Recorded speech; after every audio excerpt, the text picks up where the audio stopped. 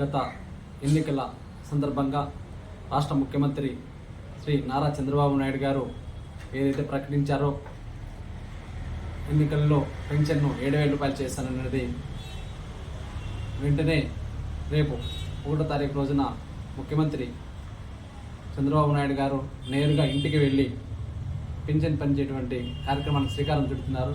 వారికి ఈ సందర్భంగా శుభాకాంక్షలు తెలియజేస్తున్నాము. దేశ చరిత్రలో ఒక ముఖ్యమంత్రి ఇంటికి వెళ్ళి పెన్షన్ పంపిణీ చేయడం ఇదే మొదటిగా మేము భావిస్తున్నాం.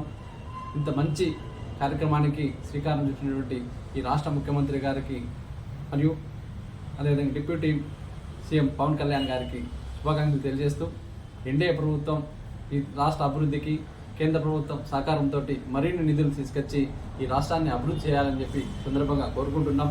కేంద్రంలో రాష్ట్రంలోనూ ఈ డబుల్ ఇంజన్ సర్కార్ తోటి ఈ రాష్ట్రం అభివృద్ధి సాధిస్తుంది అనడానికి, అభివృద్ధి చెందుతుంది అనడానికి రేపు పంపిణీ చేసేటువంటి పెన్షన్లే దీనికి తాత్కారణం.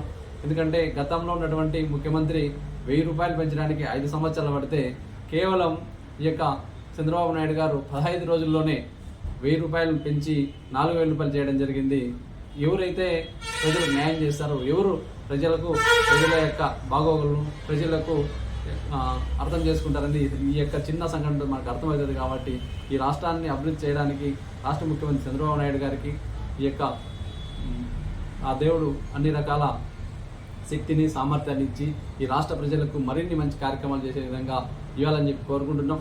ముఖ్యంగా ఈ రాష్ట్రంలో డబుల్ ఇంజన్ సర్కార్ ఉంది, ఎన్డీఏ ప్రభుత్వం ఏర్పడింది. కాబట్టి నరేంద్ర మోడీ గారు, పవన్ కళ్యాణ్ గారు, చంద్రబాబు నాయుడు గారు ఎంత సఖ్యతతో ఈ రాష్ట్రాన్ని అభివృద్ధి చేయాలని చూస్తున్నారు.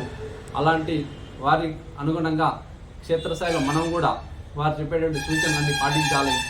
చిన్న సంఘటనలతోటి క్షేత్రస్థాయిలో అక్కడక్కడ ప్రజల మధ్య సమన్వయం లేకుండా పోతుంది. రేపు పంపిణీ చేసే పింఛన్లలో అన్ని పార్టీల వాళ్ళు, కార్యకర్తలు, జనసేన, టీడీపీ, బీజేపీ కార్యకర్తలు సమన్వయంతో ఇంటింటికి వెళ్ళి పంపిణీ చేయాలా.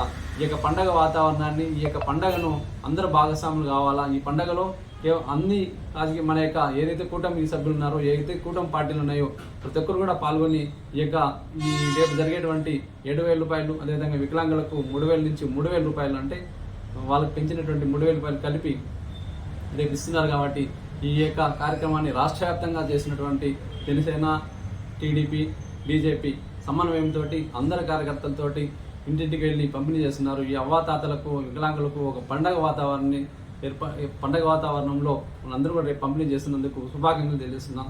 జై హింద్, జై భారత్ మాత.